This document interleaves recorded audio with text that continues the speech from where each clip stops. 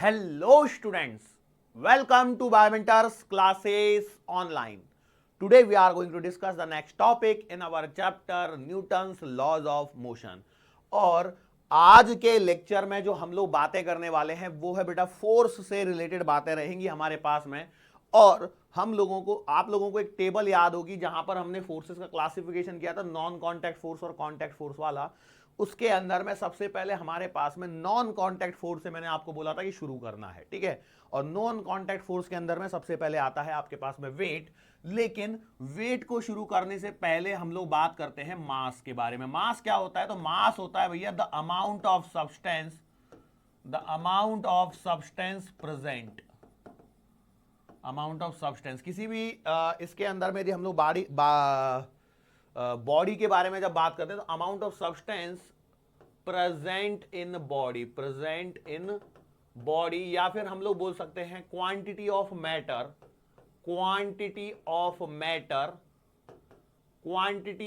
Matter present in a body, वो आपका होता है क्या? मास। ठीक है, मास की जो हमारे पास में यूनिट निकल के आती है वो होती है आपके पास में किलोग्राम। ऐसा यूनिट की बात कर रहे हैं जिसे हम लोग केजी से रिप्रेजेंट करते हैं। एकदम सिंपल चीज है। कई लोग बोलेंगे सर ये नहीं भी बताते तो भी हमें आता है। मैं बोला ठीक है, वो बात तो मैं भी समझता हूं, इतना आपको आता है, लेकिन क्या है, it is my responsibility to cover each and every basic thing. इसके बाद में हम लोगों को जो स्टार्ट करना है वो मेन चीज है जो हम लोग बात कर रहे हैं वो है वेट। WEIGHT, wait. वेट क्या है भैया? वेट एक तरह का आपका क्या है? फोर्स है। क्या है? एक तरह का फोर्स होता है। अब ये जो वेट होता है, वेट को हम लोग किस प्रकार से डिफाइन करते हैं? सो ये वेट जो होता है, weight is the force exerted by the earth on the body, ऐसे बोले, या exerted by earth on the body. ध्यान से सुनिए मैंने क्या बोला। वेट किसी भी बॉडी के लिए यदि मैं उसके वेट की बात कर रहा हूं, so the weight is that amount of force which is exerted by the earth on the body, and ये रहेगा किधर? Towards the centre of the earth. ध्यान सुनना मैंने क्या बोला। Weight is that amount of force, weight is that amount of force exerted by earth, and इसकी जो डायरेक्शन रहेगी वो रहेगी towards the centre of earth. इस बात पे फोकस करना, टुवर्ड्स दी सेंटर ऑफ अर्थ, क्योंकि आगे चल के जब हम लोग ग्रेविटेशन चैप्टर पढ़ेंगे तो वहां पर ये चीजें काम में आने वाली है। ठीक है, अब हमारा जो ये चैप्टर है न्यूटन्स लॉज ऑफ मोशन, तो इसके अंदर में कहानी क्या होगी कि भैया सिंपल सी बात है, यदि यहां पर एक m मास का ऑब्जेक्ट मेरे पास में ऐसे रखा हुआ है, m मास का इसका एक ऑब्जेक्ट रखा हुआ है, तो इसका जो वेट आएगा वो आएगा नीचे इस डायरेक्शन में, towards the centre of earth, earth नीचे रहेगी, और इसे हम लोग रिप्रेजेंट करेंगे W से। सो W बराबर आता है m into g, where G is the gravitational acceleration, जिसकी वैल्यू वैसे तो 9.8 मीटर पर सेकंड स्क्वायर होती है, लेकिन हम लोग हमारे सवालों को आसान करने के लिए G की वैल्यू 10 लेंगे। ध्यान रखा मैं क्या बोल रहा हूं। मैंने बोला कि G की वैल्यू वैसे 9.8 है, लेकिन हम लोग अपने सवालों को आसान करने के लिए कितनी लेंगे? 10 लेंगे। मतलब अब सिंपल सी बात है, एकदम सिंपल सा एग्जांपल, यदि मेरे पास में कोई 1 किलोग्राम की बॉडी है तो भैया इसका जो वेट आएगा W बराबर वो आएगा 1 इंटू 10, मतलब 10 न्यूटन। भैया फोर्स है, यहां पे क्लियर लिखा है फोर्स है, तो फोर्स की यूनिट क्या होती है? न्यूटन। यदि आप ऐसे लिखोगे तो कितना आएगा? 1 किलोग्राम इंटू 10 में क्या है? मीटर पर सेकेंड स्क्वायर। तो भैया ये क्या बन के आ रहा है? ये बन के आ रहा है 10 किलोग्राम मीटर पर सेकेंड स्क्वायर, और आप जानते हैं किलोग्राम मीटर पर सेकेंड स्क्वायर को न्यूटन लिखा जा सकता है। एकदम बेसिक सी बात थी जो आप लोग पहले से जानते हैं। ठीक है, अब देखो ये आपके पास में ऐसी चीज निकल के आ गई। अब यहां पर एक और पॉइंट जो आपको पता होना चाहिए, जस्ट फॉर इंफॉर्मेशन मैं यहां पे बता रहा हूं, हालांकि ग्रेविटेशन चैप्टर में डिटेल में पढ़ेंगे, वो ये है कि भैया अलग अलग धरती पर अलग अलग प्लेसेस पर वेट की जो वैल्यू होती है वो अलग अलग होती है। उसका रीजन ये होता है कि भैया आपका मास कभी चेंज नहीं होता, लेकिन जो उसका वेट है वो चेंज होता है because of the change in G. किधर गया? ये जो जी है ये चेंज होते रहता है, और धरती की हर जगह पर जी की वैल्यू अलग अलग होती है, लेकिन थ्रू आउट हम लोग कांस्टेंट मानते हुए लगभग इस चैप्टर के लिए 10 लेंगे। 9.8 है, सवालों के दरमियान 10 लेंगे, एग्जाम के अंदर में आपको ध्यान रखना है भैया 9.8 से सवाल को सॉल्व करना होता है। हालांकि एग्जामिनर दे देता है भैया जब g बराबर 10 लेना होता है, लेकिन कुछ नहीं बोला है तो 9.8 लेंगे। क्या ये बात समझ में आ रही है? ओके। अब यहां पर हम लोग है ना बहुत ही एक इंपॉर्टेंट प्रॉपर्टी के बारे में बात करते हैं। वो क्या है? वेट मैंने डिस्कस कर लिया, और अब देखो मास के साथ में ही एक एसोसिएटेड चीज होती है, वो होती है हमारे पास में इनर्शिया। क्या होती है? इनर्शिया। अब इनर्शिया को हम लोग कैसे समझते हैं? तो इनर्शिया है जड़त्व, हिंदी मीडियम जड़त्व की हम लोग यहां पर बात कर रहे हैं। सो inertia, it is that property of material by virtue of which it opposes or it resists the change in the position और स्टेट ऑफ मोशन और डायरेक्शन, जो भी चीजें मतलब वो अपने चेंज का क्या करती है? विरोध करने का जो रेजिस्टेंस दिखाती है उसे बोला जाता है इनर्शिया। उसे क्या बोला जाता है? इनर्शिया। इनर्शिया के बारे में हम लोग सिंपल सी बात कर सकते हैं भैया, इनर्शिया जो है वो आपका एक सेंसेशन है। क्या है? एक सेंसेशन है। It is not a physical quantity, physical quantity नहीं है आपके पास में। ये क्या है? एक तरह का सेंसेशन है। मतलब कैसे? जैसे एक सिंपल सी बात करता हूं, एक सिंपल सा एग्जांपल है। मान के चलो यहां पर एक 20 kg का ब्लॉक रखा हुआ है और यहां पर आपके पास में 100 kg का एक ब्लॉक रखा हुआ है, ठीक है। और आपको बोला जाए, ये आप खड़े हो यहां पे और आपको बोला जाए धक्का मारो इसे, और ऐसे ही सिमिलरली यहां पर भी आपको बोला जाए धक्का मारो इसे, तो आप क्या पाते हैं? भी देखो बॉडी तो ये भी क्या करेगा? अपोज करेगा। किस चीज का अपोज करेगा? जो फोर्स आप लगा रहे हो उसका क्या करेगा? अपोज करेगा। और ये वाला भी आपका क्या करने वाला है? अपोज करने वाला है। किस चीज का अपोज करने वाला है? जो आप फोर्स लगा के इसे सरकाने की कोशिश कर रहे हो, इस चीज का ये क्या कर रहा है? अपोज कर रहा है। कर रहा है कि नहीं कर रहा है? तो भैया यही सिंपल सी बात है, ये जो सेंसेशन है यही आपका क्या है? इनर्शिया है। यही सेंसेशन क्या है? इनर्शिया है। मतलब क्या है कि भैया सिंपल सी बात है, यदि कोई बॉडी रेस्ट पर रखी है तो वो रेस्ट पर ही बने रहना चाहती है। यदि वो एक समान गति से चल रही है तो वो एक समान गति से ही चलते रहना चाहती है। वो नहीं चाहती है कि उसके साथ कोई छेड़छाड़ की जाए। तो ये जो प्रॉपर्टी है मटेरियल्स की, इसे बोला जाता है इनर्शिया कहते हैं। और ये जो इनर्शिया है, basically this inertia is directly associated with the mass. मैं क्या बोल रहा हूं? Inertia is directly associated with mass. मतलब सिंपल सी कहानी ये है कि भैया मास ज्यादा होगा तो उसका जो इनर्शिया है वो भी क्या होगा? ज्यादा होगा। मास जो है, सॉरी, इनर्शिया जो है वो मास से क्या है? डायरेक्टली एसोसिएटेड है। कैसे? आप देखिए, यदि आपको बोला गया है, आपको बोला जाए 20 kg को पुश करो और सरकाओ, और आपको ही बोला जाए कि भैया 100 kg को पुश करो और सरकाओ, तो आप पाएंगे कि 100 kg वाला जो है वो ज्यादा रेजिस्टेंस दिखा रहा है, वो ज्यादा विरोध कर रहा है आपकी लगाए गए फोर्स का। यहां पर 20 kg वाला कम विरोध कर रहा है। किसका? आपके द्वारा लगाए गए फोर्स का।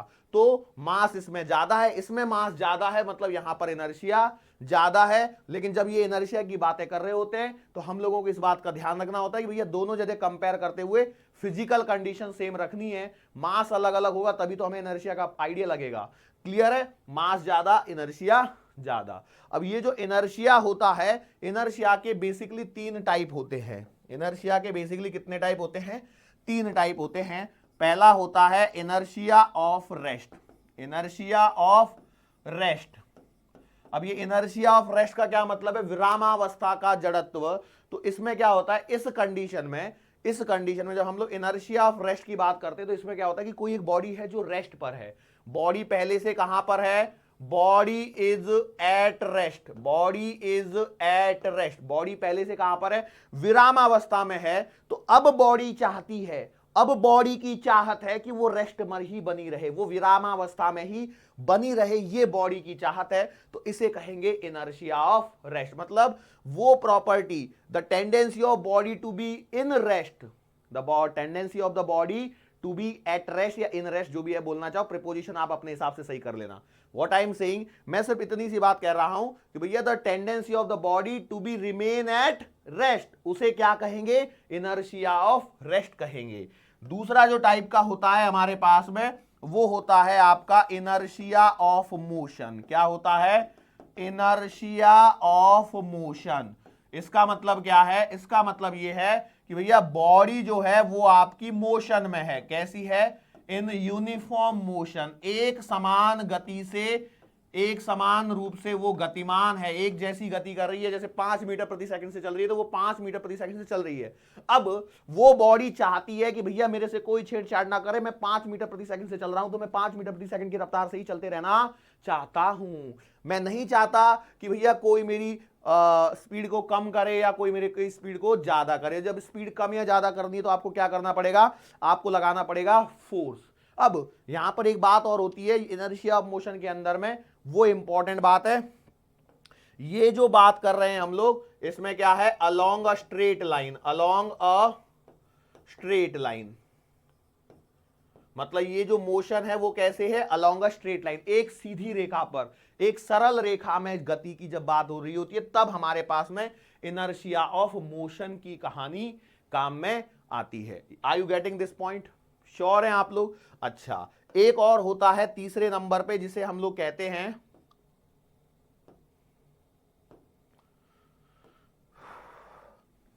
तीसरे नंबर वाला होता है inertia of direction, inertia of direction. अब इस वाले में क्या होता है, इस वाले में होता यह है कि भैया यहां पर जो बॉडी है वो डायरेक्शन में चेंज का अपोज करती है। Means it is nothing but the inability of a body to change its direction by itself.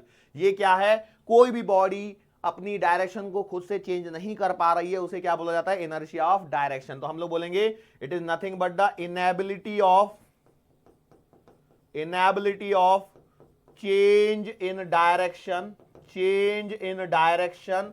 और ये कैसे है, बाय इटसेल्फ, मतलब अपने आप डायरेक्शन में चेंज ना कर पाना उस बॉडी की एक प्रॉपर्टी हो गई। और ये जो है वो है इनर्शिया ऑफ डायरेक्शन। ये क्या हो गई, inertia of direction. Inertia of rest में क्या हो रहा है, बॉडी रेस्ट में है, रेस्ट में ही बना रहना चाहिए। इनर्शिया ऑफ मोशन में क्या हो रहा है, एक बॉडी यूनिफॉर्म मोशन कर रही है अलोंग अ स्ट्रेट लाइन, तो वो अलोंग अ स्ट्रेट लाइन ही चलते रहना चाहती है, उसे बोलेंगे इनर्शिया ऑफ मोशन। और डायरेक्शन के केस में क्या होता है कि भैया यहां पर बॉडी जो है वो डायरेक्शन चेंज नहीं कर सकती है खुद से, तो इसे बोला जाता है इनर्शिया ऑफ डायरेक्शन। हो सकता है इस पे सवाल ववाल बन जाए, कोई छोटे मोटे एमसीक्यूज वगैरह यहां पर बनाए जा सकते हैं।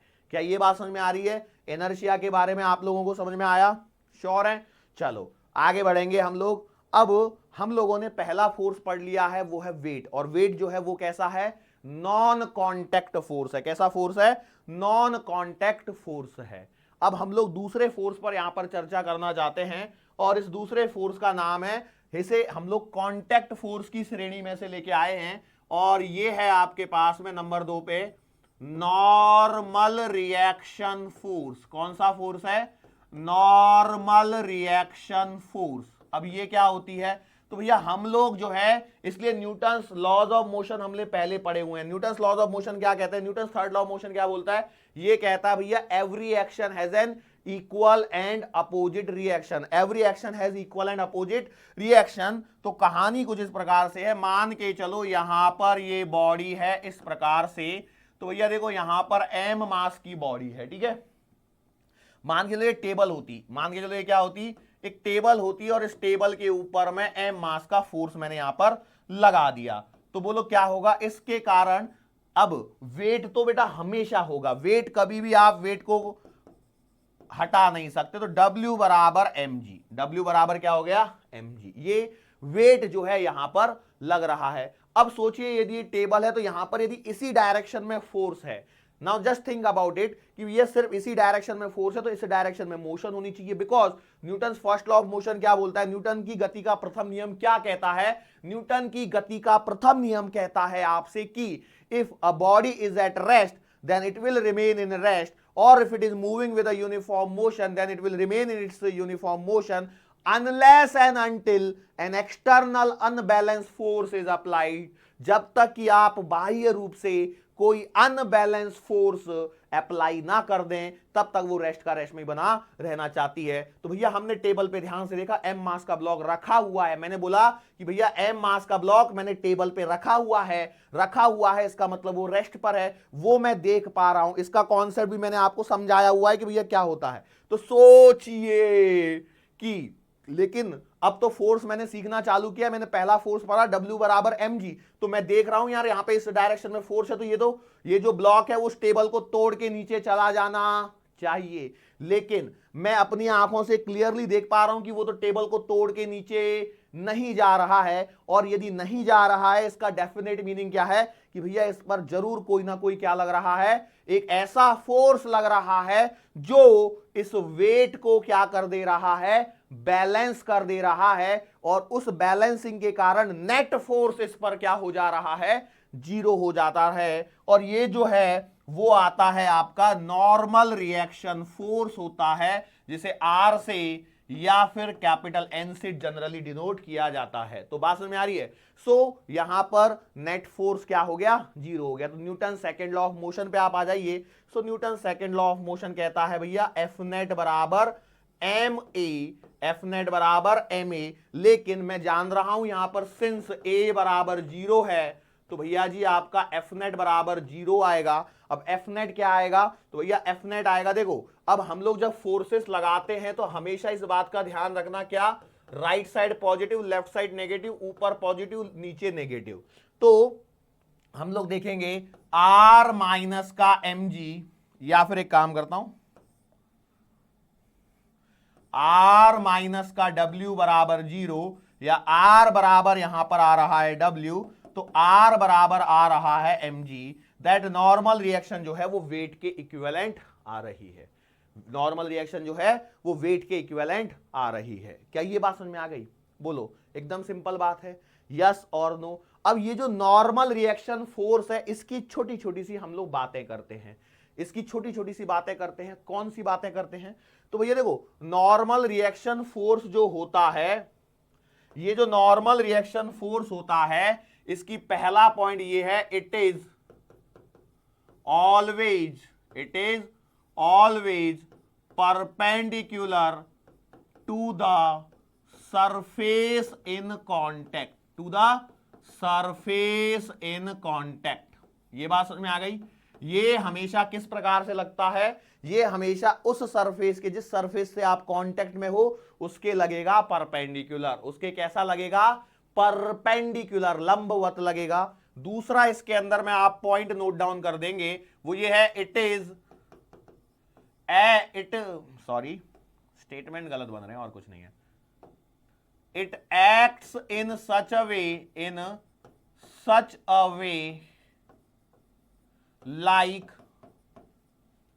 To compress the body. ये कुछ इस प्रकार से लगता है कि वो चाहता है कि बॉडी को किया जाए कॉम्प्रेस। मतलब देखो वो हमेशा नॉर्मल रिएक्शन की डायरेक्शन आपको कैसे ध्यान में आनी है कि वो ऐसे लग रहा है कि भैया उस बॉडी पर यदि आप नॉर्मल रिएक्शन लिख रहे हो, जिस बॉडी पर नॉर्मल रिएक्शन लिख रहे हो उसको कॉम्प्रेस किया जाए इस प्रकार से। जैसे अभी आपने एग्जांपल देखा था, तो भैया देखो एग्जांपल यहां पर आ गया, तो देखो नॉर्मल रिएक्शन आपने ऐसे लगाया थी, लगाया तो ऊपर की तरफ में, बिल्कुल सही बात है। अब ये ऊपर लगाया मतलब देखो ये नीचे से धरती या टेबल है और आप इस पर नॉर्मल रिएक्शन लिख रहे हो, तो इसको कॉम्प्रेस करना, तो इसको किधर कॉम्प्रेस किया जाएगा, कई लोग बोलेंगे सर ऊपर से कॉम्प्रेस करेंगे ना।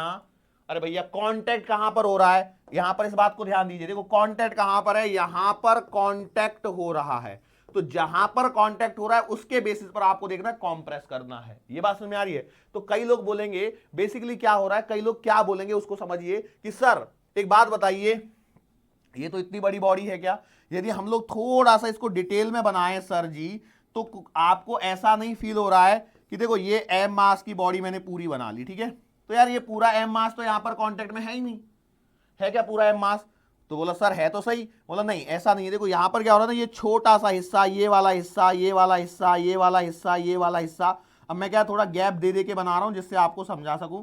तो देखो क्या हो रहा है, यहां पर ये वाले छोटे छोटे हिस्से इस सरफेस के साथ में कांटेक्ट में है, तो इसका मतलब तो ये हो रहा है ना कि यहां पर एक छोटा नॉर्मल रिएक्शन, यहां पर इसका नॉर्मल रिएक्शन, इसका, इनका, इनका, इनका, इनका, ये सबका आता है, यस और नो। तो सर ये सबका आना चाहिए, तो हम लोग क्या करते हैं, ये सब की कहानी से बचने के लिए हमारे पास में अभी जो ऑब्जेक्ट होते हैं उन्हें हम लोग पॉइंट ऑब्जेक्ट मानते हुए चलते हैं, या फिर ऐसा भी बना दिया है तो हम लोग इन सब का इक्विवेलेंट रिजल्टेंट ले लेते हैं आर।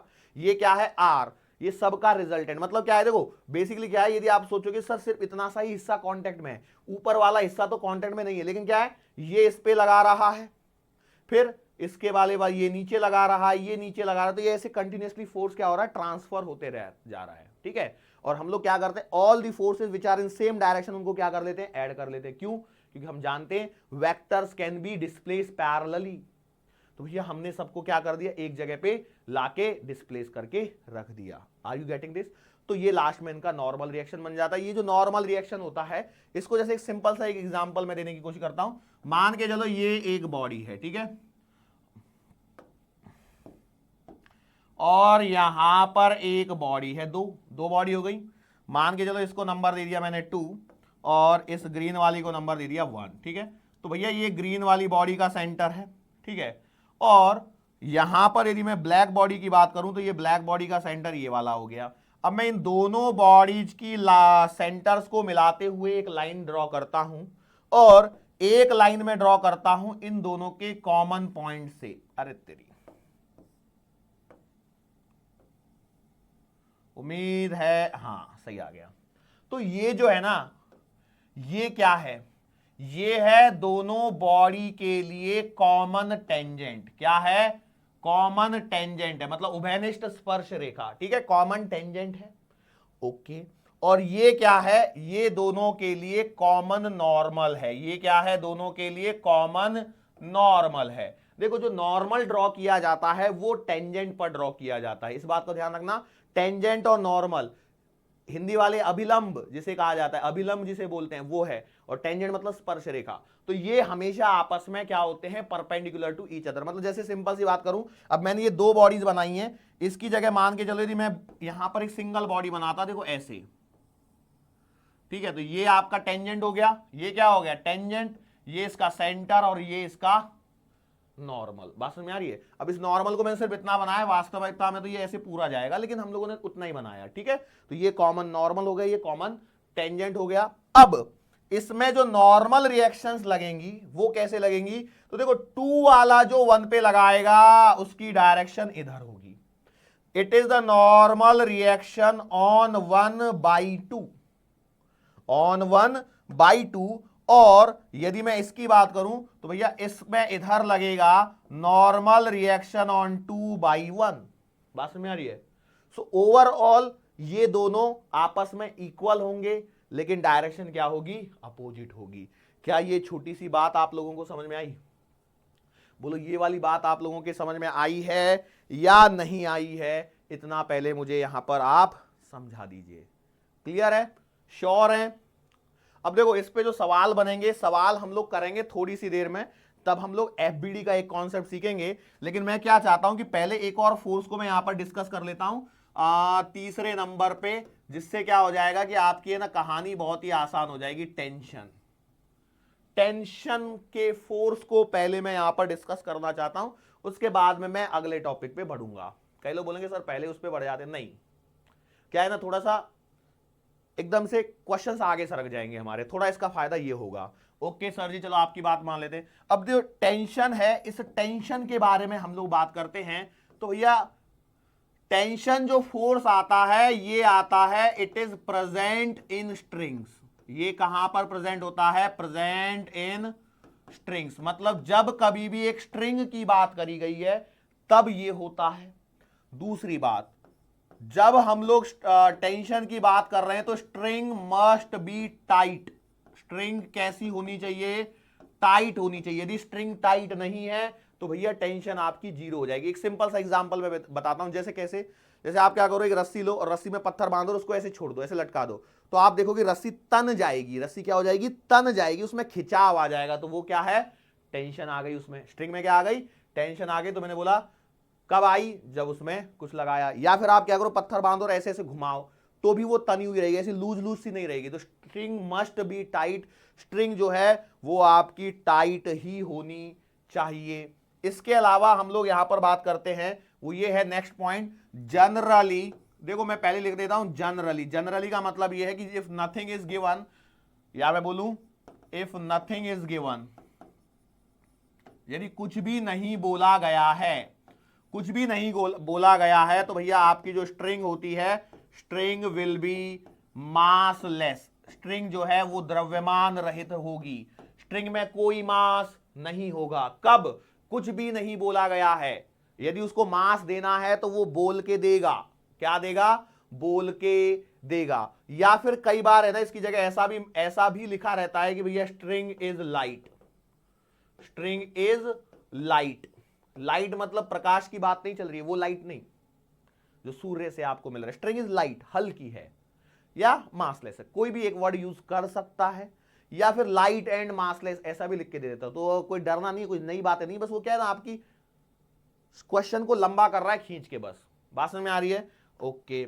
और एक इसके अंदर में हम लोग यहां पर पॉइंट पढ़ेंगे, वो ये है कि भैया ये जो है इट इज स्ट्रिंग इज, देखो हमारे पास में स्ट्रिंग की बातें चल रही हैं अभी। String is inextensible in nature. देखो अभी जो हम लोग स्ट्रिंग में टेंशन की बात कर रहे हैं, वो किस स्ट्रिंग के लिए बात कर रहे हैं? ऐसी रस्सी की बात कर रहे हैं जिसमें खिंचाव जैसा दिख रहा है लेकिन वो लंबी नहीं होगी।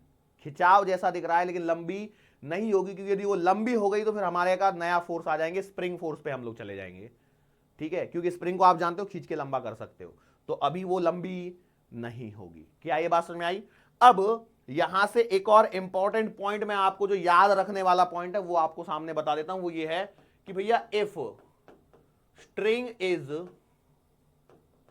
मासलेस, यदि आपके पास में कोई ऐसी रस्सी है जिसमें मास नहीं है, मासलेस है या लाइट है,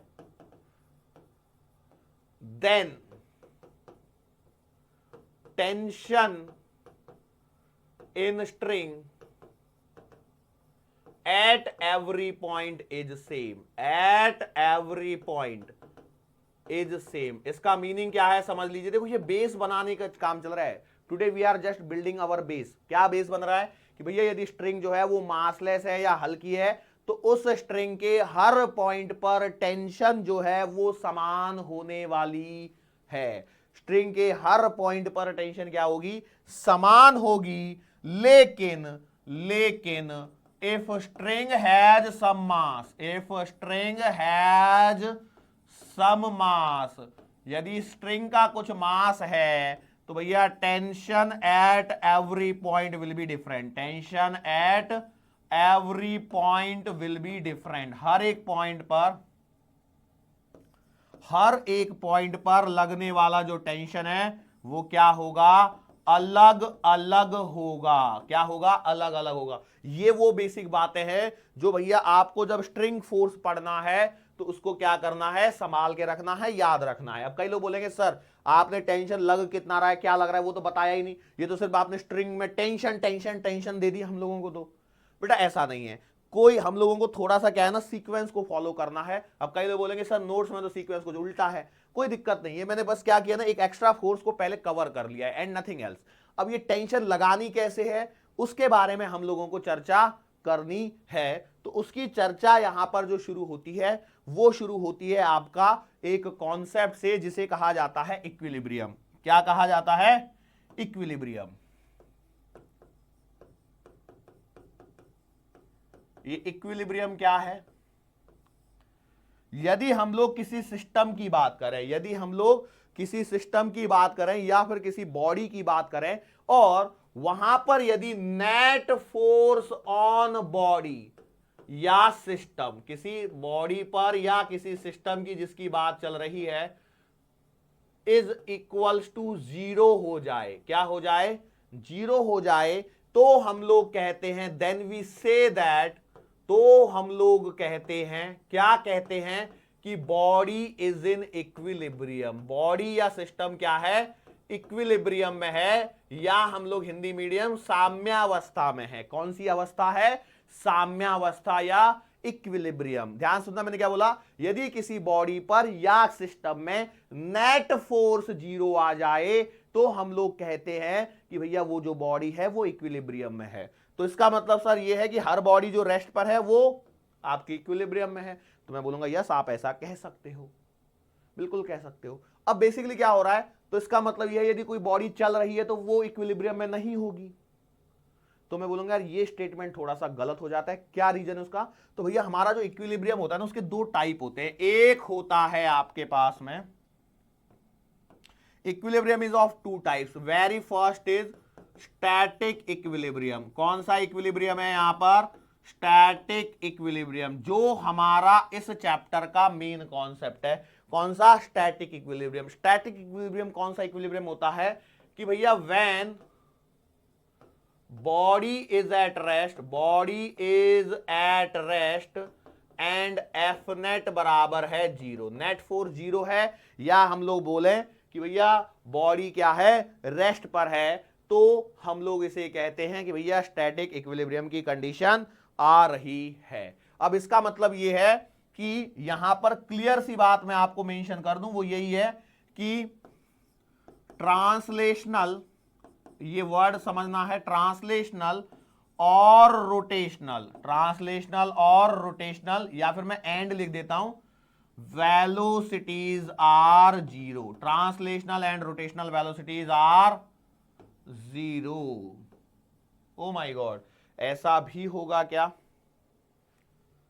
ट्रांसलेशनल का मतलब क्या है? जब एक लाइन में या एक प्लेन में जो मोशन होती है उसे हम लोग बोलते हैं ट्रांसलेशनल मोशन, और जो घूमने वाली चीजें होती हैं वो होती हैं आपकी रोटेशनल। तो भैया रोटेशनल भी जीरो है, ट्रांसलेशनल भी क्या है? जीरो होती हैं, तो हम लोग कहते हैं वो है आपका स्टैटिक इक्विलिब्रियम। जैसे आपका कोई ब्लॉक को मैंने एक के ऊपर एक लगा के मैंने ग्राउंड पे रख दिया, तो वो है आपका स्टैटिक इक्विलिब्रियम, वो है आपका स्टैटिक इक्विलिब्रियम, जो कि इस चैप्टर में अभी हम लोग तुरंत डिस्कस करने वाले हैं।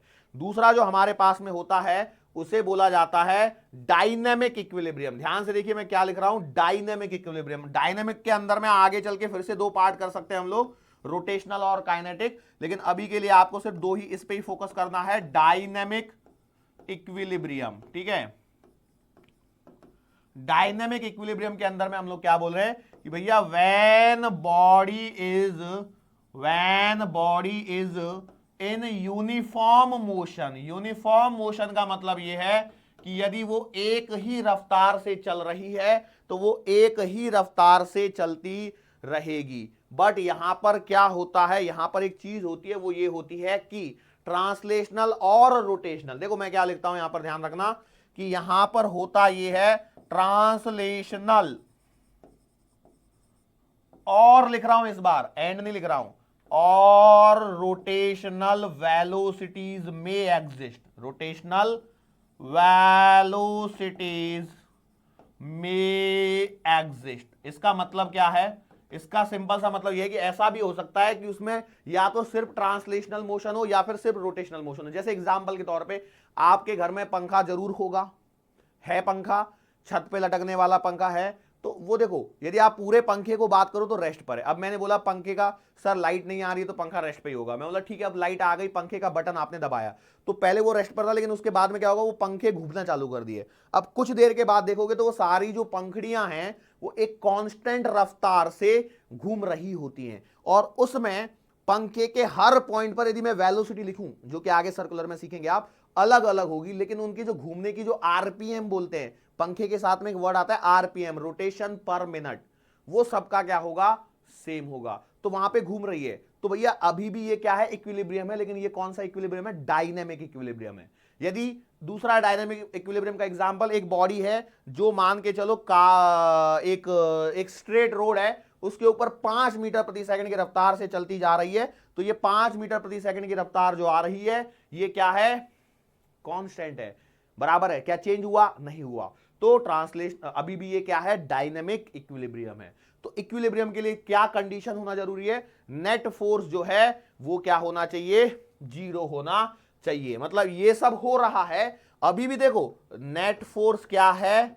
जीरो ही है। अभी भी नेट फोर्स जीरो है, यहां पर भी नेट फोर्स जीरो है, बट यहां पर क्या है? ट्रांसलेशनल रोटेशनल सब वेलोसिटी क्या है? जीरो, मतलब बिल्कुल रेस्ट पर ही है, तो स्टैटिक।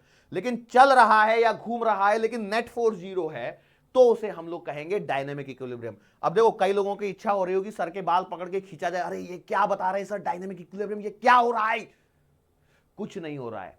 तसल्ली रखिए, आगे आने वाले सब सीक्वेंट चैप्टर्स में आपको इसका सिग्निफिकेंस समझ में आएगा। इस पर्टिकुलर चैप्टर में अभी के लिए आपको सिर्फ स्टैटिक इक्विलिब्रियम पे फोकस करना है, और स्टैटिक इक्विलिब्रियम का जो फोकस है वो आता है नेट फोर्स बराबर जीरो से। अब ये नेट फोर्स बराबर जीरो का जो कॉन्सेप्ट है उसको सीखने के लिए हम लोग यहां पर एक और छोटा सा कॉन्सेप्ट सीखेंगे जिसे कहा जाता है फ्री बॉडी डायग्राम।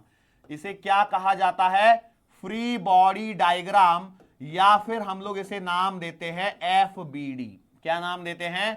FBD। ये FBD क्या होता है? Free body diagram. मतलब ये एक ऐसा डायग्राम है जहां पर हम लोग क्या करते हैं, फोर्सेस को डिस्ट्रीब्यूट करते हुए हम लोग क्या करते हैं, पूरे सिस्टम में से अलग अलग बॉडीज को सेपरेट आउट करके उस पे फोर्सेस का रिप्रेजेंटेशन करते हैं। सो फ्री बॉडी डायग्राम क्या होता है? तो free body diagram is nothing but the representation of the forces on individual bodies of a system. तो मैं क्या लिख सकता हूं? FBD is nothing but what? FBD is schematic diagram of distribution of forces on individual bodies from a system। एक system में से हम लोग क्या करते थे, इंडिविजुअल बॉडीज को अलग अलग निकाल लेते हैं और फोर्सेस का रिप्रेजेंटेशन कर देते हैं, तो उसको हम लोग बोलते हैं FBD। उसे हम लोग क्या बोलते हैं? FBD। सर ये बात तो समझ में आई FBD, लेकिन क्या करना है इसका वो समझ में नहीं आया। मतलब थोड़ा तसल्ली रखो। अब देखो मैं आपको बताता हूं एक एक करते हुए। जैसे आपके पास में सिंपल सी बात थी, ठीक है, ये देखो एक सिंपल सा ब्लॉक है मेरे पास में 5 kg का, तो ये यहां पर रख दिया मैंने। कहां पर रख दिया? ग्राउंड पे रख दिया। मैंने बोला block is placed on ground. अब ये ग्राउंड पर रख दिया मतलब एट रेस्ट पे है। तो भैया इसका जो FBD बनता है वो क्या होता है, इसमें लगने वाले फोर्सेस के बारे में चर्चा होती है। तो भैया देखो ये है 5 kg, ये क्या है? 5 kg। तो इस पे नीचे की डायरेक्शन में लगेगा W बराबर 5 × 10। अब देखो लिखना सीख लीजिए, ये हो गया एक फोर्स, ये लग रहा है इस पे, और दूसरा फोर्स कौन सा लग रहा है? तो भैया ऊपर से, बदले में नॉर्मल रिएक्शन भी तो ऊपर लग रही है। तो ये जो है ये हो गया इस वाले सिस्टम के लिए फ्री बॉडी डायग्राम। ये वाला क्या हो गया? इस सिस्टम के लिए फ्री बॉडी डायग्राम हो गया। चलो अब मैं आपको वो जो दूसरा फोर्स था ना, टेंशन वाला जो छोड़ा था बीच में, उसके बारे में बात करते हैं। मैंने क्या किया, देखो ये आपकी छत लगी, छत से मैंने एक मास लेस स्ट्रिंग लगा दी और यहां पर एक ब्लॉक लगा दिया, वही 5 kg का, ठीक है, 5 kg का ब्लॉक लगा दिया। अब जरा ध्यान से देखिए क्या होगा इसके केस में। क्या हो रहा है? देखो ये तो नीचे की तरफ W हमेशा ही लगता है, लगता ही नहीं लगता है, मैंने बोला बिल्कुल सही बात है। अब यहां पर देखो क्या हो रहा है, स्ट्रिंग और इसका कांटेक्ट है। क्या इस ब्लॉक का नीचे कहीं कांटेक्ट है? नीचे कहीं भी कांटेक्ट नहीं है, मतलब यहां पर भी एक फोर्स होना चाहिए, because every action has an equal and opposite reaction. तो देखो 5 kg वाले को तो धरती अपनी तरफ खींच रही है, कितने से? 50 न्यूटन से। ये तो उसका वेट हो गया, लेकिन बदले में अब रस्सी भी तो उसको ऊपर खींचेगी। तो रस्सी देखो ये ऐसा फोर्स लगाएगी। मैंने टेंशन में क्या एक पॉइंट लिखवाया कि नहीं लिखवाया, मैं आपको बता एक बार रिकॉल करवा दूं। हाँ शायद नहीं लिखवाया, ध्यान रखना इसमें एक इंपॉर्टेंट पॉइंट मेरा मिस हो गया। वो ये है कि भैया ये जो टेंशन फोर्स है, tension is always pulling in nature, always pulling in nature, ठीक है। इसको एक लाइन तो आपके पास में जरूर जगह बची होगी, तो उसको एडजस्ट कर दीजिए। कैसा होता है? खींचने वाला, मतलब इसमें हमेशा टेंशन जहां पर लगेगी वहां पे खींचता हुआ दिखेगा। तो देखो ये टेंशन यहां पर ऐसे लग गई, तो आप जो इसका FBD बनाओगे, तो भैया इसका जो सिंपल सा FBD बनाओगे वो कैसा बनेगा? देखो ये हो गया 5 kg, ये क्या हो गया? 5 kg, बराबर है। अब इस पर आपको लगाने हैं फोर्सेस। तो एक फोर्स लगेगा नीचे W बराबर 50 और एक ऊपर लगेगा टेंशन। देखिए ये हो गया FBD। देखो कितना आसान होता है FBD बनाना। बोला सर FBD बनाना तो आसान लग रहा है, लेकिन इसका उपयोग क्या करना है? तो भैया इसका उपयोग करना है अलग अलग फोर्सेस को कैलकुलेट करने के लिए। और जब ये अलग अलग फोर्सेस को हम लोग कैलकुलेट कर रहे होंगे, तो यहां पर आपका जो काम आएगा वो चीज काम आएगी आपकी इक्विलिब्रियम की। मतलब कैसे? जैसे हम लोग करते हैं, एक एग्जांपल करते हैं। देखो हो क्या रहा है, यहां पर मैंने क्या किया, एक 3 kg का ब्लॉक रखा और इसके ऊपर मैंने 2 kg का एक ब्लॉक रख दिया, ठीक है। अब एक बात बताओ, क्या इन दोनों के बीच में नॉर्मल रिएक्शन होगी? यस, प्रेजेंट होगी। क्या इन दोनों ग्राउंड और इस ब्लॉक के बीच में नॉर्मल रिएक्शन प्रेजेंट होगी? यस प्रेजेंट होगी। तो सवाल ये है, क्वेश्चन देखिए आपको आइडेंटिफाई कैसे करना है, find the normal reaction between 2 kg and 3 kg। 2 kg और 3 kg के बीच में आपको क्या लगानी है? नॉर्मल रिएक्शन बतानी है। तो एक बात बताओ, ये डायग्राम देख के आपको क्या लग रहा है? आप क्लियरली देख सकते हैं from the diagram it is clear, from the diagram it is clear. क्या क्लियर है? That blocks are at rest, blocks are at rest. बोलो ब्लॉक्स रेस्ट पर हैं या नहीं है? बिल्कुल सही बात है। यदि ब्लॉक्स रेस्ट पर हैं so therefore I can say that static equilibrium is there, static equilibrium is there. बोलो स्टैटिक इक्विलिब्रियम है या नहीं है? बिल्कुल सही बात है, स्टैटिक इक्विलिब्रियम यहां पे लग रहा है। तो अब क्या करना है? स्टैटिक इक्विलिब्रियम लग गया तो अब आपको क्या करना है? यहां तक आने के बाद में बस आपको एफबीडी पर आगे चलना है। तो एफबीडी कैसे बनाओगे? तो देखो आपके पास में दो ब्लॉक्स हैं, तो भैया मैंने सबसे पहले बात करी 2 kg वाले पे, ठीक है। तो ध्यान से देखिए 2 kg वाले पर आप कौन कौन से फोर्सेस के बारे में सोच सकते हो वो सोचिए। तो आपने बोला देखो 2 kg वाले पर एक तो लगेगा 20, W बराबर 20 का नीचे की तरफ, बिल्कुल सही बात है। दूसरा एक और फोर्स इसमें सोचिए, वो क्या है? देखो 2 kg वाला और 3 kg वाला यहां पर कांटेक्ट में है, तो मैं क्या करता हूं, देखो यहां पर है ना 3 kg वाले को थोड़ा थोड़ा सा बना देता हूं डॉट डॉट में। ये ऐसा था ना, था या नहीं था? बिल्कुल था। तो इसका मतलब है यहां पर यदि कांटेक्ट हो रहा है सरफेस, इसका मतलब ये क्या होगा? ये जो 3 kg वाला है ये नीचे से इसको क्या लगाएगा? ऊपर की तरफ नॉर्मल रिएक्शन। तो भैया मैंने इसकी नॉर्मल रिएक्शन को मान लिया, ये ऊपर जाएगी तो ये आएगी इस डायरेक्शन में, बराबर है। ये कितनी आएगी? तो मैं बोला R normal reaction on 2 because of 3। बात समझ में आ गई? Are you sure? ठीक है, यहां तक समझ में आया? तो मैंने एक बना लिया, लेकिन मेरे को एक बात तो मालूम है, स्टैटिक इक्विलिब्रियम मतलब नेट फोर्स जीरो है। नेट फोर्स क्या है? जीरो है। तो आप क्या कहोगे यहां पर? अब आप कहोगे सिंपल सी बात है कि भैया इक्विलिब्रियम है तो R23 बराबर W। सो भैया R23 की वैल्यू आ गई कितनी? 20 न्यूटन। समझ में आया? बोलो आसान है। तो सर ये तो बहुत ही हलवा सवाल था। तो मैं बोला मैं कब बोल रहा हूं कि सवाल बहुत डिफिकल्ट होते? बिल्कुल डिफिकल्ट नहीं होते, बशर्ते क्या देखो अभी तो हम लोग लर्निंग प्रोसेस में एक एक करके सीख रहे हैं। चलो अगला बनाते हैं 3 kg का। तो देखो 3 kg आपने ऐसा बना दिया मेन। अब देखो 3 kg के आजू बाजू की चीजों को थोड़ा सा हम लोग ड्रा करने की कोशिश करते हैं। देखो यहां पर ऊपर से यहां पर देखो ऊपर में क्या हो रहा है? ऊपर में 2 kg भी है और नीचे यहां पर ग्राउंड के साथ में यहां पर क्या है? कांटेक्ट है, ठीक है। ये ग्राउंड हो गया। अब हम लोग इस पे फोर्सेस की चर्चा करते हैं। तो क्या होगा? देखो इस पर है ना ऊपर से 2 kg वाला नीचे की तरफ एक फोर्स लगा रहा है 20 न्यूटन, लगा रहा है कि नहीं लगा रहा है? बिल्कुल सही बात है। ये 3 kg वाला नीचे लगा रहा है 30 न्यूटन। 30 कहां से आ रहा है सर जी? तो मैं बोल चुका हूं बार बार मैं W बराबर 3 × 10 करके 30 नहीं लिखूंगा, मैं सीधा लिखूंगा। ओके। और अब एक बात और सोचिए, ये जो 20 न्यूटन लग रहा है बेसिकली ये क्या है? इसको दो अलग अलग तरीके से सोच सकते हैं। एक तरीका तो ये है कि वो नॉर्मल रिएक्शन लग रही है R23, बराबर है भाई। बेसिकली ये ना कांटेक्ट है ना वो, तो आप या तो R23 लिखिए या फिर आप सीधा 20 न्यूटन लिखिए, कोई भी एक बात लिख सकते हो। ओके। 3 kg के कारण 30 यहां पर लग गया और बदले में क्या होगा? यहां से नॉर्मल रिएक्शन ऊपर लगेगी जो होगी R3 बिकॉज ऑफ ग्राउंड। 3 पर लगेगी बिकॉज ऑफ ग्राउंड। ये लग गया। ब्लॉक रेस्ट पर है तो आप लिखोगे R3G ऊपर की तरफ है, नीचे की तरफ है R23 और है 30। तो भैया R3G आएगा कितना? 20 प्लस का 30, तो ये आएगा सीधा सीधा 50 न्यूटन, ठीक है। R3G ये कर सकते हैं? बोलो कर सकते हो नहीं कर सकते? अच्छा एक बात सोचो, यदि मैं इस पर्टिकुलर वाले की बात करूं, मतलब यदि मुझसे ग्राउंड और इसमें नॉर्मल रिएक्शन पूछी होती, तो एक बात सोचिए ये 50 न्यूटन कुछ ऐसा नहीं आ रहा है। यदि मैं ध्यान से देखूं तो ऐसा नहीं हो रहा कि यार 5 kg का ग्राउंड पे रखा होता तो W बराबर 50 होता। तो यही नॉर्मल रिएक्शन आ रही है कि नॉर्मल रिएक्शन ऑफ ग्राउंड, यही RG बराबर 50 आ रहा है क्या? इसके लिए भी बिल्कुल आ रहा है। मतलब ये दोनों चीजें क्या हो रही हैं? सेम हो रही है। मतलब जब कभी ऐसे सिस्टम हो ब्लॉक्स के ऊपर ब्लॉक्स, ब्लॉक्स के ऊपर ब्लॉक्स रखे हो, तो हम लोग उन्हें एक सिंपल सिस्टम में ऐसे कन्वर्ट कर सकते हैं, एक अकेले ब्लॉक की तरह। क्लियर हुई बात? इनकी जरूरत, देखो आज आपको ऐसे लग रहा होगा ये तो सर इतना हलवा सवाल है, इसमें 10 मिनट आपने वेस्ट कर दिए, आई नो दैट हो गए होंगे 10 मिनट वेस्ट, लेकिन क्या है ना, इनकी जरूरत जब आगे पड़ेगी तब आपको रिकॉल होना चाहिए।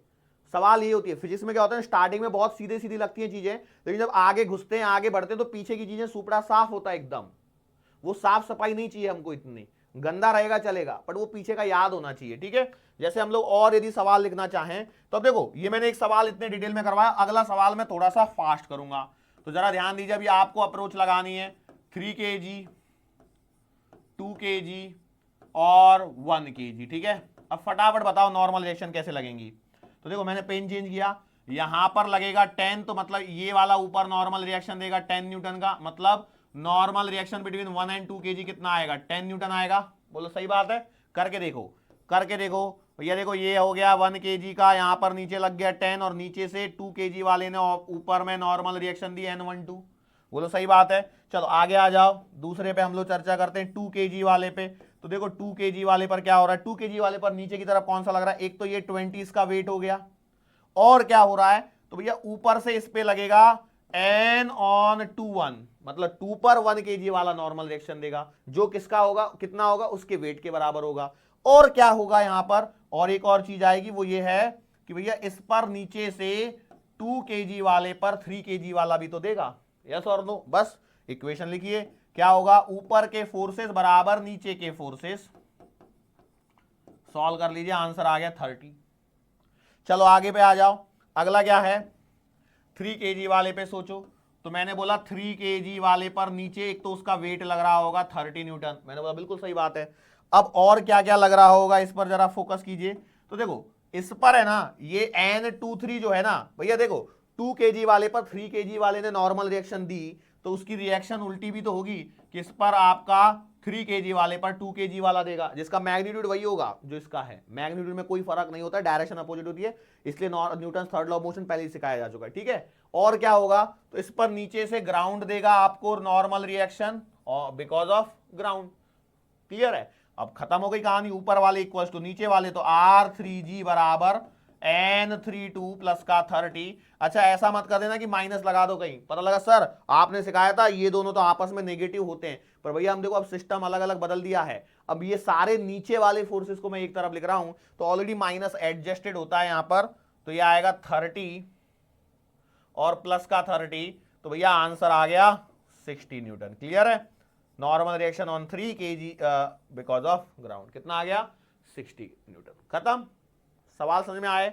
चलो आगे बढ़ते हैं हम लोग। अब क्या करते हैं, ये सेम पैटर्न होगा टेंशन के लिए। मतलब कैसे सर जी, देखो पहला क्वेश्चन मैंने क्या किया, एक रस्सी ली और इससे मैंने 1 kg वाला ब्लॉक लटका दिया, तो बोलो इसमें क्या होगा, एकदम आसान सर जी, नीचे लगेगा 10 न्यूटन, ऊपर लगेगी टेंशन, तो टेंशन आएगी 10 न्यूटन। सर इसमें तो कुछ था ही नहीं सवाल में, मैं बोला बिल्कुल सही बात है, मैं जानता हूं, लेकिन फिर भी मैंने लिखवाया।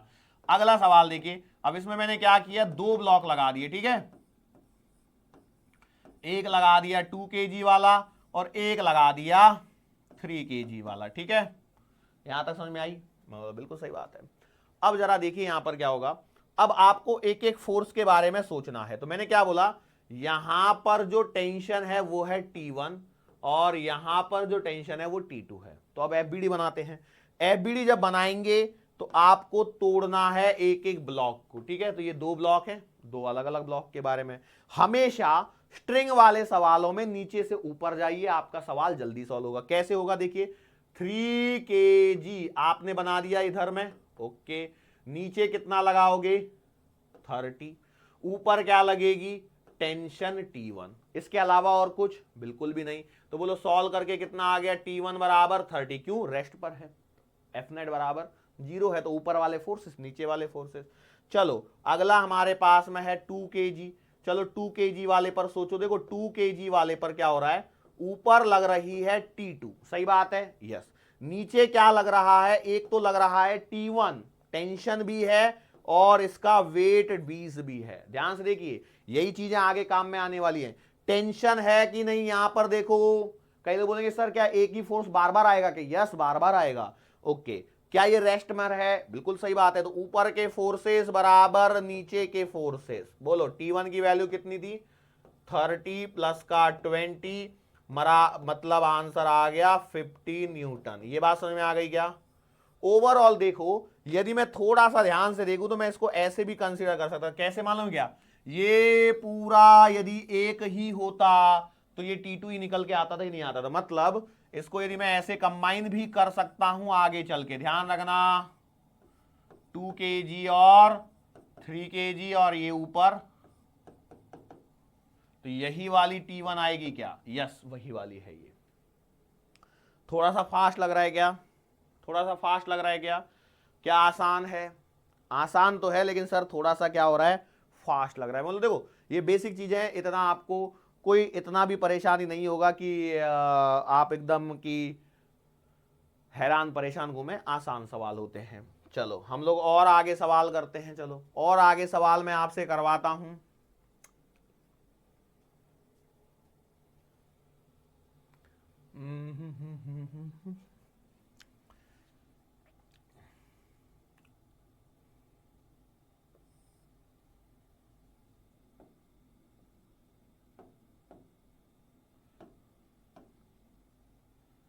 मैंने क्या किया, देखो इस पॉइंट पर एक फोर्स लगाया, इस पॉइंट को मैंने यहां पर ऐसे कनेक्ट कर दिया, यहां पर मैंने एक 10 kg का फोर्स ले लिया, सर 10 kg का ब्लॉक ले लिया। ये वाला एंगल है 37 डिग्री का और यहां पर मैंने फोर्स लगाया है 20 न्यूटन का। ठीक है, यहां पर एक 20 न्यूटन का फोर्स लगाया है। तो सवाल ये है आपके लिए कि मान के चलो ये है टेंशन T1 और ये है टेंशन T2, तो find T1 and T2। T1 और T2 को क्या करना है, आपको फाइंड करना है। सिंपल सी बात है, सिस्टम इज इन इक्विलिब्रियम। मैं नहीं भी बोलूंगा तो भी आपको समझ में आना चाहिए सिस्टम क्या है, इक्विलिब्रियम में है। बोलो कैसे करोगे इन सवालों को?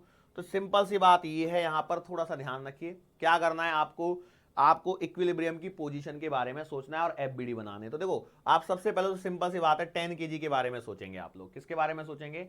10 kg के बारे में। एक्चुअली मेरे को लगता है मैंने ज्यादा फोर्सेस दे दिए, यहां पर जरूरत नहीं थी उतनी फोर्सेस की, है ना? फील तो मेरे को ऐसा ही आ रहा है कि मैंने कुछ ज्यादा ही दे दिया, बचा ही नहीं है कुछ इसके अंदर में। कैसे? देखो ये वाला हो गया 10 kg, तो ये नीचे लगेगा 100, ऊपर आएगा आपके पास में T1, तो T1 बराबर आ गया कितना, 100 न्यूटन। तो T1 बराबर आ गया 100 न्यूटन। ठीक है, अब देखो इस वाले पॉइंट पर यदि आप देखोगे तो ये वाला पॉइंट भी क्या होगा, इक्विलिब्रियम में चल तो नहीं रहा है। तो मैं बोला इस पॉइंट पर यदि मैं ध्यान से देखूं तो इसके देखिए यहां पर है ना, ये जो टेंशन है T2, इसके एक कंपोनेंट इधर में है और एक कंपोनेंट इधर में है। ठीक है, ओके। तो भैया ये है आपका 37 डिग्री, तो ये वाला कंपोनेंट आ रहा है आपका T2 cos 37। एक्चुअली थीटा नहीं देना चाहिए था, ठीक है जो भी है अब दे दिया मैंने। और ये वाला आएगा T2 sin 37। देखो T2 sin 37 is equivalent to what, 10। हाँ यस, यही गलती कर बैठा हूं मैं। एक काम करते हैं, रुको, सवाल में थोड़ा सा चेंज कर रहा हूं मैं, थोड़ा सा यहां पर ध्यान दीजिए। चेंज क्या कर रहा हूं, ये 20 न्यूटन को हटा दे रहा हूं मैं यहां पे, और मैं बोल रहा हूं ये है आपका F, ये है आपका F। तो T1 T2 एंड F भी आपको फाइंड करना है। ठीक है, T1 T2 एंड F भी आपको क्या करना है, फाइंड। यदि आप बोलोगे सर 20 न्यूटन को क्यों हटाया, तो उसका रीजन ये कि आंसर गलत होने लग जाएंगे। ठीक है, तो इसके कारण आता है। तो देखो ये पॉइंट भी क्या है, इक्विलिब्रियम पे। यदि ये पॉइंट इक्विलिब्रियम, तो इस पॉइंट के बारे में सोचो, क्या आपका T2 sin 37 जो है वो इस T1 के बराबर है? बिल्कुल सही बात है। और यदि ऐसा है, इसी के अलावा, तो मैं पहले देखो इसको सॉल्व कर लेता हूं। तो क्या आएगा, T2 इंटू साइन 37 मतलब 3/5 बराबर T1 है आपका 100, तो भैया T2 बराबर आ गया 500 डिवाइडेड बाई 3। एक और बात देखिए, वो क्या देखनी है आपको, इस डायरेक्शन में देखिए क्या ये भी आपस में बराबर होंगे, तो आप बोलोगे यस। तो T2 cos 37 will be equals to F। ठीक है, किसके इक्वल आएगा, F के इक्वल आएगा। तो आप लिखोगे T2 कितना है, 500 डिवाइडेड बाई 3, तो cos 37 कितना होता है, 4/5 बराबर F। तो देखो 5 से काट लो, ये आएगा 100, तो F की वैल्यू आ रही है 400/3 न्यूटन, जो कि बट ऑब्वियस ही बात है 20 न्यूटन तो हो ही नहीं सकती, बराबर है। वो मेरे से क्या है ना, एक फोर्स एक्स्ट्रा लग गया था, जिसके कारण सवाल को मैंने थोड़ा सा ये कर बैठा, लेकिन कोई बात नहीं, देर आए दुरुस्त आए, जगह पर वहीं की वहीं हम लोगों ने सही भी कर लिया। भी ऐसा भी सवाल बनाया जा सकता है। क्लियर है? Are you sure enough? Okay. अब इसमें और सवाल यदि मैं बनाना चाहूं तो देखो क्या हो सकता है। मान के चलिए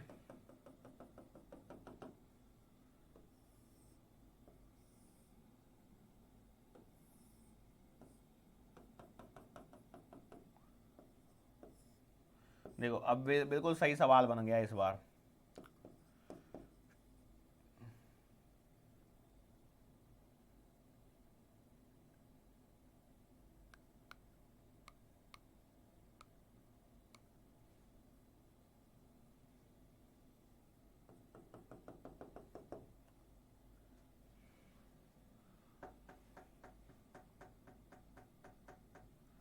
देखो यहां पर बोला गया है ये वाली जो रस्सी है ये है 4 मीटर की, और ये वाली रस्सी जो है वो है 5 मीटर की, ये 10 केजी है। तो आपको यहां पर सवाल में पूछा गया है, देखो क्या,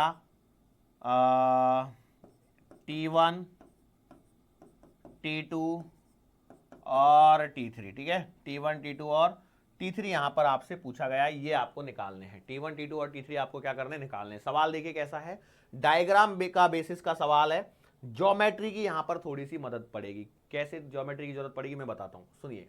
हो क्या रहा है ना, यहां पर एंगल नहीं दिया, दिया है क्या, नहीं। उसके लिए उसने ना यहां पर डायग्राम दिया ट्राइंगल का, कैसे, ऐसे ऐसे और ऐसे, ठीक है। ये वाली साइड है 4, ये वाली साइड है 5, तो ये वाला एंगल है थीटा। तो यहां पर क्या लगाओगे, बोलो एंगल कॉस थीटा। कौन सा लगेगा, कॉस थीटा। तो cos theta will be equals two adjacent upon hypotenuse, मतलब 4/5। तो भैया जी थीटा बराबर आ गया 37 डिग्री। ये यहां पर उसने हिडन इंफॉर्मेशन दी है with the help of length of string. तो हो सकता है कि कई बार आपको ऐसा डेटा देखने को मिल जाए जिससे आप लोग कंफ्यूज हो जाएं। इसके बाद इसमें कहानी में कुछ बचता नहीं है। कैसे, 10 केजी वाले को देखोगे तो ये आएगा 100, ये आएगा T1, तो T1 बराबर तो आपको देखते क्षण ही मिल जाएगा 100, बराबर है। अब T2 वगैरह के लिए क्या करोगे, उस पॉइंट पर आकर फोकस कीजिए, और इस पॉइंट पर यदि आप देखोगे तो ये वाला और ये वाला, तो बोलो ये वाला एंगल 37 डिग्री आया, मैंने यहां से निकाला। तो ये वाला कंपोनेंट आएगा T3 cos 37, और ये वाला आएगा T3 sin 37। इक्विलिब्रियम फोर्सेस का मतलब देखो, यदि सिस्टम इक्विलिब्रियम में तो इसका मतलब है कि भैया हॉरिजॉन्टल फोर्सेस और वर्टिकल फोर्सेस क्या होते हैं, जीरो होते हैं। या इसको आप ऐसे भी लिख सकते हो, summation of F of X बराबर zero and summation of F Y बराबर जीरो, मतलब net force along X axis zero, net force along Y axis भी क्या आएगा, जीरो आएगा। तो बोलो करोगे तो कितना आएगा, यहां पर बनेगा T3 sin 37 बराबर T2, और एक इक्वेशन यहां पर बनेगी आपके पास में, कैसे, T3 cos 37 बराबर T1। अब T1 आपको पहले से मालूम है, तो भैया देखो T3 cos 37 मतलब हो गया 4/5, और T1 है आपके पास में 100। 4 से काट लो, ये कटेगा कितना, 25 बार। तो भैया T3 आपका आ गया 25 पंजे 125। क्लियर है? अब इसी को यहां पर अप्लाई कर दीजिए, देखो कितना आएगा, 125 इंटू 3/5 बराबर T2। 5 से काटोगे ये कटेगा 25 बार, तो 25 से 75, तो T2 का आंसर आ गया 75 न्यूटन। अच्छा कैलकुलेशन को एक बार चेक कर लेना, कहीं मैंने ऐसा तो नहीं कर दिया कि जोश जोश में कुछ ज्यादा लिख दिया हो। जैसे T1 बराबर 100, ये सही लिखा है। T3 cos 37, यस इधर से ही आया, तो T3 cos 37 T1 के इक्वल है। तो T3 इंटू कॉस 37 4/5 बराबर 100। 4 से काटोगे 4 दूना 8, 2 0, 4 पंजे 20, 25, 5 का इसमें मल्टीप्लाई होगा तो 25 पंजे 125, तो T3 की वैल्यू 125 न्यूटन आ रही है। लिख दीजिए, न्यूटन लिखा नहीं था मैंने। और इसमें हॉरिजॉन्टल डायरेक्शन में देखूंगा तो T3 sin 37 बराबर T2 आ रहा है। तो T3 की वैल्यू मेरे पास 125 इंटू साइन 37 3/5 होता है, 5 से 25 75, तो T2 की वैल्यू 75 न्यूटन आ रही है। तो मैं उम्मीद करता हूं कि ऐसे सवाल आप बहुत ही इजीली क्या कर पाएंगे, सॉल्व कर पाएंगे।